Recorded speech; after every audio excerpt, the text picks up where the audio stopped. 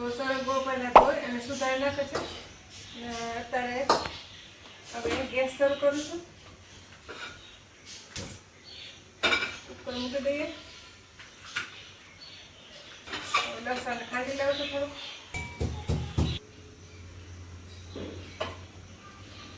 ચમચો તેલ નાખી મસાલા નાખીએ. જીરું, ચપટી રાઈ, થોડીક મેથી,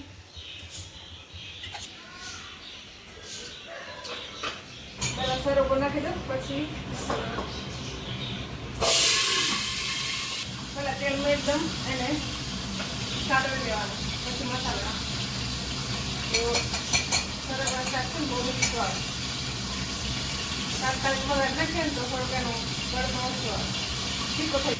તો અત્યારે લસણમાં બધો મસાલો નાખીશું. મરચું નાખું પહેલાં. એક ચમચી મરચું, ચપટી ધાણા, અડધી ચમચી હળદર, એક ચમચી ગરમ મસાલો. હવે થોડું પાણી નાખવું અંદર. મિક્સ કરીએ.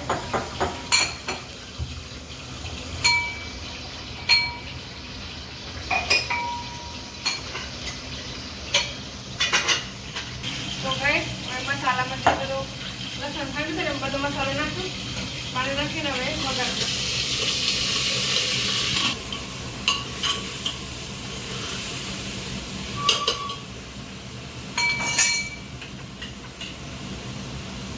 ગરમ મસાલો સેજ તીખું નાખવાનું.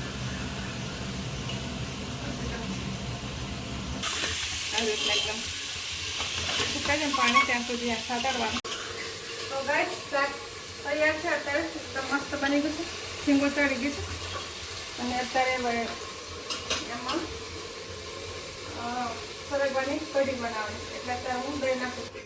તો ગાઈસ દહીં નાખી દીધું અંદર. એકદમ સરગવો ચડી ગયો ને તો સરસ. તો બીજી એક સરગવાની રેસીપી બની ગઈ, અલગ બની ગઈ. શાકનો કલર અને ટેસ્ટ બંને બદલાઈ ગાઈસ. તો ગાઈસ શાક બની ગયું મસ્ત. હવે નાખીશું કોથમરી. તો ગાઈસ શાક થઈ ગયું છે. રોટલી બનાવું છું. ઘરમાં રોટલી બનાવી બહુ કાઠું કર ગાઈસ છે ને. ખાધા ચાલે પણ રોટલી બનાવવાનું બહુ કાઠું. મેં આટલી જિંદગીમાં ક્યારે ગાઈસ ગરમ રોટલી નથી ખાધી. રોટલી બનાવવા શેકાઈ ગયું એવું થાય. હંમેશા ઓડી મર્સિડીઝ ગાડી ચલાવે ને એ જ માણસ ચાલતો જતો હોય, ડ્રાઈવર. એવો જવાનો છે ગાઈસ. શું કરવાનું? જમવાનું તૈયાર થઈ ગયું. હવે જમવા ગાઈસ સરગવાની કઢી બનાવી છે. રોટલી છે. ખાસી બધી રોટલી બનાવી દીધી. ચાલો ગાઈસ જમવા લગાવી.